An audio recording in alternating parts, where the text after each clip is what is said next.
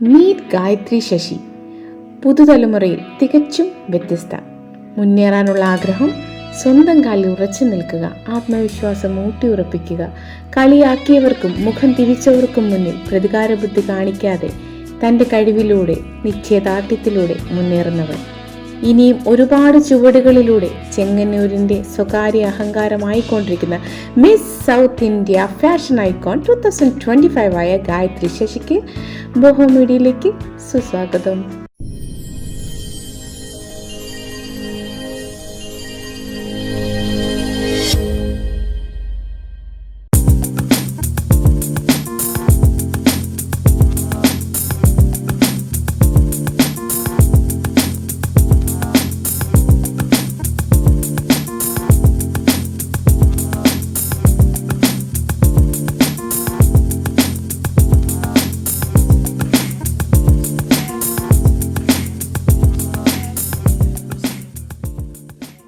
ആലപ്പുഴയുടെ മണ്ണിൽ നിന്നും മലയാളികൾക്ക് അഭിമാനമായ ഒരു പെൺകുട്ടി, miss south India fashion icon 2025 ആയ ഗായത്രി ശശിയാണ് ഇന്ന് നമ്മളുടെ കൂടെ ഉള്ളത്. Welcome to Boho media. Thank you. ഈ ഒരു ഫാഷൻ ഐക്കോൺ ടൈറ്റിൽ വിന്നറായി അതിനുശേഷമുള്ള ഗായത്രിയുടെ ലൈഫ് എങ്ങനെ പോകുന്നു? സത്യം പറഞ്ഞാൽ ഭയങ്കര അൺഎക്സ്പെക്റ്റഡ് ഒരു ജേണി ആയിരുന്നു എൻ്റെത്. ഞാൻ ഒട്ടും പ്രതീക്ഷിച്ചില്ല ഇങ്ങനെയൊക്കെ പറ്റും, ഇങ്ങനെയൊക്കെ ചെയ്യാൻ പറ്റും എന്നുള്ള രീതിയിൽ. സോ ലൈക്ക് ഒരു ആസ് എ കോമൺ പേഴ്സണായിട്ട് ജീവിച്ചുകൊണ്ടിരുന്ന എൻ്റെ ലൈഫ് ഇപ്പോൾ സത്യം പറഞ്ഞാൽ നല്ല രീതിക്ക് മാറി. ഭയങ്കര സന്തോഷമുണ്ട് ഇതിൽ. ഇതിലേക്കുള്ളൊരു കടന്നുവരവ് എങ്ങനെയാണ്? ഞാൻ ചെങ്ങന്നൂർ ചെറിയനാടെന്ന് പറഞ്ഞൊരു ഗ്രാമത്തിൽ നിന്നായിരുന്നു സത്യം പറഞ്ഞാൽ. അപ്പോൾ അവിടെ നിന്ന സമയത്ത് എൻ്റെ +2 വരെ ഞാൻ എൻ്റെ നാട്ടിലായിരുന്നു. അപ്പോൾ അവിടെ നിൽക്കുമ്പോൾ നമുക്ക് ഫാഷൻ എന്താണ്, ഫാഷൻ ഇൻഡസ്ട്രി എന്താണെന്നതിനെ കുറിച്ചൊരു ഐഡിയ ഉണ്ടായിരുന്നില്ല. നമ്മളെ സംബന്ധിച്ചിടത്തോളം അവിടെ നിൽക്കുമ്പോൾ നമ്മൾ ടി വിയിൽ കാണുന്ന ഫാഷൻ ഷോ ആണ് ഫാഷൻ ഷോ, അതാണ് ഫാഷൻ ഇൻഡസ്ട്രി എന്നുള്ളൊരു അറിവ് മാത്രമേ എനിക്ക് ഉണ്ടായിരുന്നുള്ളൂ. ഞാൻ ബിടെക് പഠിക്കാനാണ് കൊച്ചിയിലേക്ക് വരുന്നത്. കൊച്ചിയിലെ ഗവൺമെന്റ് മോഡൽ എഞ്ചിനീയറിംഗ് കോളേജായിരുന്നു ഞാൻ ബിടെക് പഠിച്ചത്. കൊച്ചി വന്നതിന് ശേഷമാണ് ഞാൻ ഫാഷൻ ഇൻഡസ്ട്രി ഇത്ര വലുതാണ്, ഇത്ര കാറ്റഗറി അതിനകത്ത് സംഭവങ്ങളൊക്കെ മനസ്സിലാവുന്ന തന്നെ ഇവിടെ വന്നിട്ട്. പിന്നെ കോമ്പറ്റീഷൻസ് ഉണ്ട്, ഇവിടെ ഇങ്ങനെ നടക്കാറുണ്ടെന്നുള്ള കാര്യങ്ങളൊക്കെ ഞാൻ ഇവിടെ വന്നിട്ട് അറിയുന്നത്. എൻ്റെ ബിടെക് പഠിച്ചിരുന്ന സമയത്ത് തോന്നിയൊരു ചെറിയ ഇൻട്രസ്റ്റിന്റെ പേരിലായിരുന്നു എനിക്ക് ആദ്യം ഇതിനോടൊരു ചെറിയ എന്താ പറയാ ഇഷ്ടം തോന്നിയത്. ഞാൻ ലുലുലൊക്കെ പോകുമ്പോൾ ഇങ്ങനെ റാം പാർക്കൊക്കെ കണ്ടപ്പോ ജസ്റ്റ് ഒന്ന് മാനിഫെസ്റ്റ് ചെയ്തിട്ടുണ്ട് എന്തെങ്കിലും എന്റെ ലൈഫിൽ നടക്കാൻ പറ്റിയിരുന്നെങ്കിലെന്ന്. നടക്കൂലെന്നൊന്നും അറിഞ്ഞൂടാ. അങ്ങനെ ജോലിയുടെ തിരക്കിൽ ഇങ്ങനെ ബോറടിച്ചപ്പോ ഓഡിഷൻ കൂടെ കണ്ടു, കൊടുത്തു. ഈ ഒരു നാടും പ്രദേശത്ത് നിന്ന് നമ്മുടെ ഒരു നഗരത്തിലേക്ക്, കൊച്ചി എന്ന് പറയുന്ന മെട്രോപൊളിറ്റൻ സിറ്റിയിലേക്ക് ചേക്കേറുന്നു. അപ്പം ഒരുപാട് സ്വപ്നങ്ങളും ഇപ്പം ബിടെക് പഠിക്കുന്നു, അതിന്റെ കൂട്ടത്തിൽ ഈ ഫാഷൻ എന്ന് പറയുന്ന ഒരു എയിം വെച്ചിട്ടാണോ ഇങ്ങോട്ടേക്ക് എത്തിയത്? ഇവിടെ വരുമ്പോ അങ്ങനെ എയിമില്ല. എന്താ പറയാ, ഇവിടെ വന്നപ്പോ എല്ലാരും ഇങ്ങനെ ഡ്രസ് ചെയ്യുന്ന കാണുമ്പോ, ഫാഷനൊക്കെ കാണുമ്പോൾ ട്രൈ ചെയ്യണമെന്ന് തോന്നി. അങ്ങനെ ട്രൈ ചെയ്ത് ഞാൻ വല്ല മാറി വന്നപ്പോഴത്തേക്കിനും എനിക്ക് എൻ്റെതായിട്ടുള്ള സ്റ്റൈൽസ് ക്രിയേറ്റ് ചെയ്യാൻ തോന്നി. എനിക്ക് സ്റ്റൈലിങ് വെയറിങ് ഭയങ്കര ഇഷ്ടമായിരുന്നു. അങ്ങനെയൊക്കെ അപ്പോൾ വെയറിങ്ങിൽ നിന്ന് ഡിഫറെൻ്റ് ആയിട്ട് ഞാൻ സ്റ്റൈൽ ചെയ്യാൻ തുടങ്ങി. എൻ്റെ ഡ്രസ്സായാലും ഞാൻ യൂസ് ചെയ്യുന്ന ഓർണമെന്റ്സ് ആയാലും അങ്ങനെയൊക്കെ.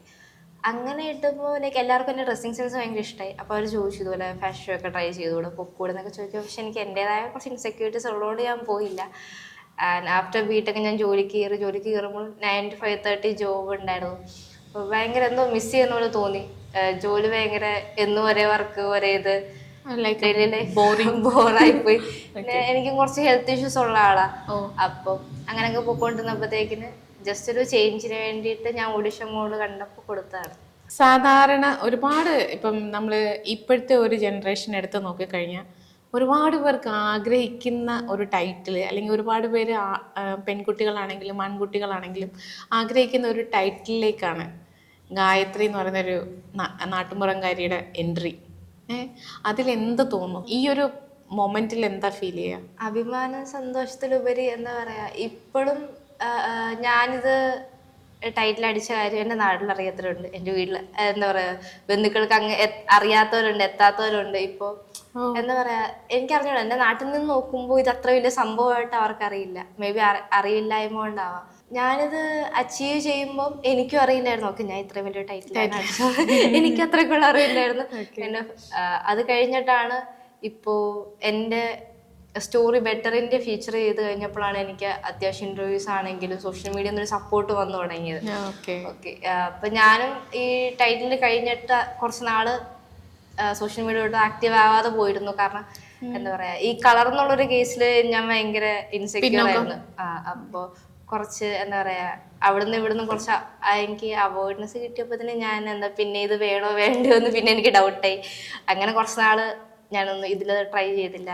സോഷ്യൽ മീഡിയയിൽ നിന്നുള്ള അവോയ്ഡ് അങ്ങനത്തുള്ളതാണോ ഉദ്ദേശിക്കുന്നത്? ഇൻഡസ്ട്രി എന്നുള്ള ലൈക്ക് നമുക്ക് ഫാഷൻ എത്രത്തോളം ഇൻഡസ്ട്രി.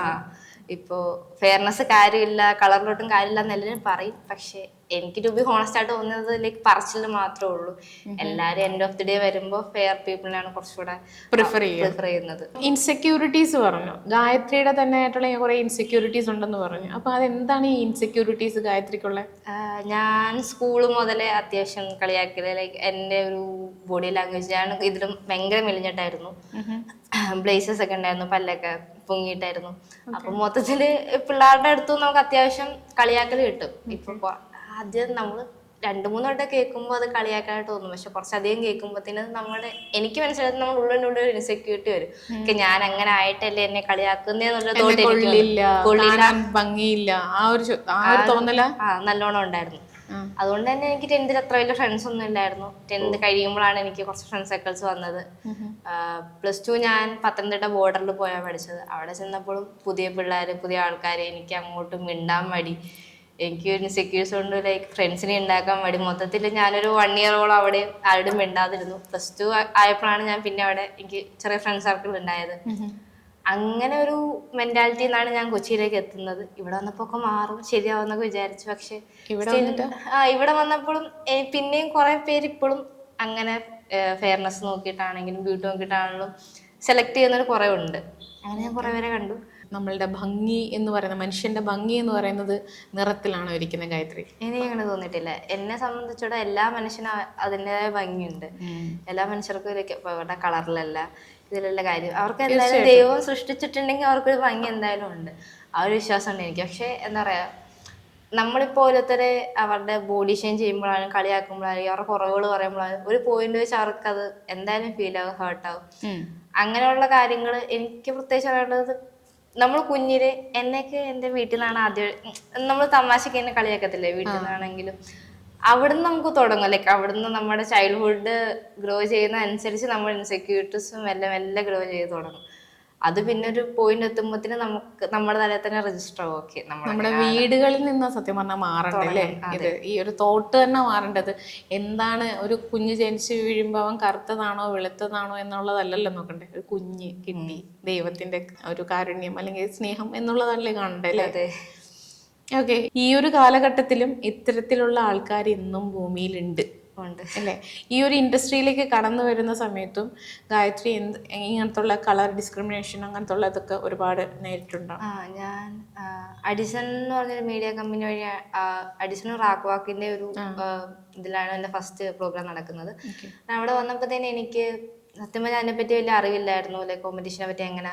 അപ്പോ പിന്നെ കുറെ പേടികളുണ്ടായിരുന്നു, മറ്റേ എന്താ കാസ്റ്റ് എങ്ങനെയായിരിക്കും, മറ്റേ ഗ്രീൻ സ്ക്രീൻ പേടി. അതുകൊണ്ട് എങ്ങനെ തുടങ്ങണം എന്ന് അറിഞ്ഞില്ല. പക്ഷെ അവിടെ ദയാമാം എന്ന് പറഞ്ഞൊരു പുള്ളിക്കാരുണ്ടായിരുന്നു, മാം എന്ന മാനേജിങ് ഡയറക്ടർ. മാം പക്ഷെ ഇരുന്ന് എനിക്ക് സംസാരിച്ച് പറഞ്ഞു തന്നു, മനസ്സിലാക്കി. മാമാണ് എനിക്ക് ഏറ്റവും കൂടുതൽ കോൺഫിഡൻസ് തന്നു, ട്രൈ ചെയ്ത് നോക്കുക, എന്തായാലും ആഗ്രഹമില്ല, വിട്ടിട്ട് പോകണ്ടെന്നുള്ള രീതിയിൽ പറഞ്ഞത്. അവിടുന്ന് തുടങ്ങി എനിക്കിപ്പോഴും ഓർമ്മയുണ്ട്. ഞാൻ ആ സ്റ്റേജിൽ നിൽക്കുമ്പോൾ അവസാനം ടൈറ്റിൽ അനൗൺസ് ചെയ്യുന്നിടം വരെ എനിക്ക് ഉറപ്പായിരുന്നു എനിക്ക് കിട്ടത്തില്ല. ഞാൻ അത്രയ്ക്കും, കാരണം ഒരു 25ഓളം പാർട്ടിസിപ്പൻസ് ഉണ്ടായിരുന്നു എൻ്റെ ഒപ്പം. അവരെല്ലാവരും കാണാൻ നല്ല ഭംഗി, എല്ലാവരും ലൈക്ക് ഒരു പകുതിയോളം ആൾക്കാർക്ക് നല്ല എക്സ്പീരിയൻസ് ഉണ്ടായിരുന്നു. അപ്പൊ ഇതൊക്കെ കണ്ടപ്പോൾ എനിക്ക് പേടിയായി. ഞാൻ ഒന്നും എല്ലായിടത്തുനിന്ന് വരുന്നത്, അല്ലെങ്കിൽ എനിക്കൊന്നും അറിയില്ല. സോ ഞാൻ എങ്ങനെ മാനേജ് ചെയ്യുമെന്ന് എനിക്ക് ഭയങ്കര പേടിയായിരുന്നു. പക്ഷെ ആ സ്റ്റേജിൽ കയറിയപ്പോൾ ഞാൻ ഒന്നേ വിചാരിച്ചോളൂ, ഇത്രയും കഷ്ടപ്പെട്ട് വന്നു, ഇട്ടിട്ട് പോരുത്, മാക്സിമം കോൺഫിഡൻസോടെ അറിയാവുന്നത് നല്ലോണം ചെയ്യുക, ഇറങ്ങി വരിക. ഇതൊരു എക്സ്പീരിയൻസ് ആണെന്നുള്ളൊരു മൈൻഡ് സെറ്റിലാണ് ഞാൻ പോകുന്നത്, കോമ്പീറ്റ് ചെയ്തത്.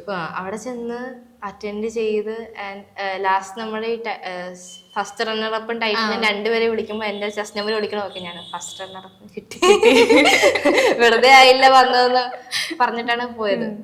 പക്ഷെ കിട്ടിയപ്പോൾ ശരിക്കും സന്തോഷമായി. അതിലും എനിക്ക് സന്തോഷമായത് ജഡ്ജസ് ആണെങ്കിലും അവിടെ നമുക്ക് ടീൻ ഉണ്ടായിരുന്നു, മിസ്റ്റർ ഉണ്ടായിരുന്നു, കുറെ ഓഡിയൻസ് ഉണ്ടായിരുന്നു.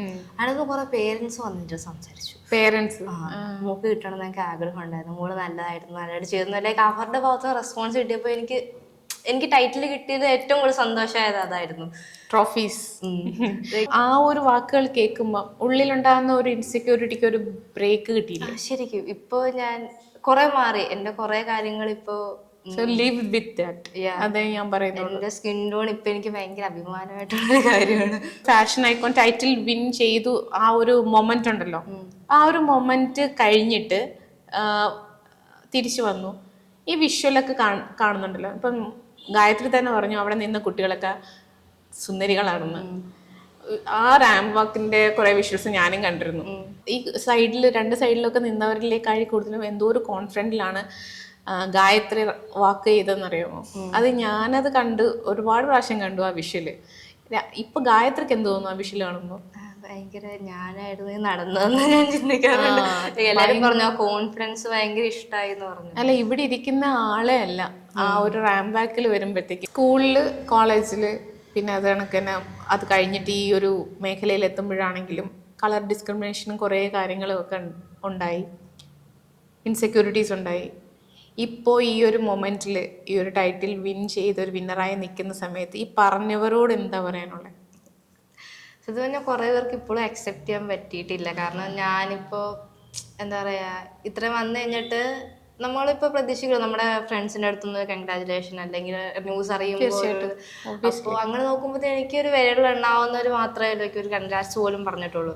എൻ്റെ ഒപ്പം പഠിച്ചവരാണെങ്കിലും ഇപ്പോഴും എന്തുണ്ട് വിശേഷം അല്ലെങ്കിൽ എന്തായി പ്രൊജക്ട്സ് എന്താണ് അങ്ങനെയൊക്കെ ചോദിക്കുന്നത്. പക്ഷെ ഇപ്പോഴും ആൾക്കാർക്ക് എന്തോ അക്സെപ്റ്റ് ചെയ്യാൻ ബുദ്ധിമുട്ട്. അതെന്താന്നുള്ളത് എനിക്ക് അറിയാം. വേറൊന്നും കണ്ടില്ല. Jealous. They are jealous. Definitely they are jealous.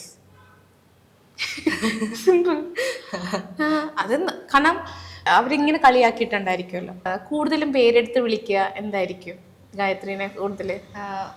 ഞാൻ പറഞ്ഞ പല്ല് പൊങ്ങിയിട്ടുണ്ടായിരുന്നു, ആ ഒരു എന്താ അങ്ങനെ വിളിക്കുമായിരുന്നു. എങ്ങനെ? എനിക്ക് ഓർമ്മയില്ല. അപ്പൊ പിന്നെ കമ്പിയിട്ട സമയത്ത് നമ്മളിങ്ങനെ നടക്കുമ്പോഴത്തേന് കമ്പിപ്പല്ലിയോ അങ്ങനെ എന്തൊക്കെ വിളിക്കും. ശരി. കളറിനെ കുറിച്ചിട്ട് അങ്ങനെ എന്തെങ്കിലും പറയായിരുന്നോ? എന്തുകൊണ്ടാണ് ചോദിക്കുന്നത് വെച്ചാൽ അത് കഴിഞ്ഞിട്ട് എനിക്ക് പറയണം. എനിക്കിപ്പോൾ തമിഴില് പണ്ടിറങ്ങിയ ഒരു പടത്തിലൊരു പുള്ളിക്കാരുണ്ട്, പല്ലൊക്കെ പൊങ്ങി സ്പെറ്റ്സ് ഒക്കെ വെച്ചിട്ട് ഒരു പുള്ളിക്കാരി ഉണ്ടായിരുന്നു. എനിക്ക് പടം ഓർമ്മയില്ല. അപ്പൊ എന്നെ ആ പുള്ളിക്കാരുടെ പേരിട്ടായത് കളിയാക്കുന്നത്. കാരണം എനിക്ക് സ്പെറ്റ്സ് ഉണ്ടായിരുന്നു, പല്ല് വാങ്ങിയിട്ട് ഏകദേശം വലിഞ്ഞിട്ട് ആ പുള്ളിക്കാരനും പുള്ളിക്കായിരുന്നു കാണാന്. അപ്പൊ അങ്ങനെ പറഞ്ഞു ആ പേര് ഒഴിച്ചിട്ട് ഇന്ന് പല്ലുന്തിയതാണെങ്കിലും കറുത്തിട്ടാണെങ്കിലും മെലിഞ്ഞുണങ്ങിയതാണെന്ന് പറഞ്ഞാൽ ആരെന്ത് പറഞ്ഞെന്ന് പറഞ്ഞാലും നിങ്ങൾ പറഞ്ഞൊരു വ്യക്തിയാണ് ഇന്ന് ഈ ഇരിക്കുന്നത് അല്ലേ? ജലസായിട്ട് കാര്യമില്ല. അച്ചീവ് ചെയ്യണമെങ്കിൽ കഠിന പ്രയത്നം ചെയ്യണം എന്നുദ്ദേശിച്ച് അതിലേക്ക് എത്തിപ്പെട്ടതാണ് ഗായത്രി. ഗായത്രി ഈ ഒരു മോഡലിംഗ് അല്ലെങ്കിൽ ഈ ഒരു സംഭവത്തിലേക്ക് വരുന്ന ഈ ഒരു ഫാഷൻ മേഖലയിലേക്ക് വരുന്ന സമയത്ത് ഇതിനു മുന്നേ ഒരു പ്രിപ്പറേഷനും നടത്തിയിട്ടേ ഇല്ല? ഒരു ചെറിയ പ്രിപ്പറേഷൻ പോലും? എനിക്ക് ഹീൽസ് പോലും ഇല്ലായിരുന്നു ഫസ്റ്റ് വരുമ്പോ. എനിക്ക് അറിയില്ലായിരുന്നു. അത് പതുക്കെ പറയണ്ട, ഹീൽസ് നിർബന്ധമാണ് ഷോയ്ക്ക് എന്നുള്ളത് എനിക്ക് അറിയില്ലായിരുന്നു. എനിക്കില്ലായിരുന്നു. ഞാൻ അങ്ങനെ ഹീൽസ് യൂസ് ചെയ്യുന്ന ഒരാളല്ല, അങ്ങനെ ഒന്നും. കാരണം ഞാൻ മേക്കപ്പ് യൂസ് ചെയ്യുന്ന ഒരാളല്ലായിരുന്നു, സ്കിൻ കെയർ ചെയ്ത ഒരാളല്ലായിരുന്നു, ഒന്നും അല്ലായിരുന്നു. അപ്പൊ ഇവിടെ വന്നു കഴിഞ്ഞപ്പോ പറഞ്ഞ് അധികം വെയിലത്തിറങ്ങരുത്, ഹെൽത്ത് നോക്കണം, ഹീൽസ് ഇതുപോലെ മാറ്ററി ആണ്, വാങ്ങണം എന്നൊക്കെ പറഞ്ഞു.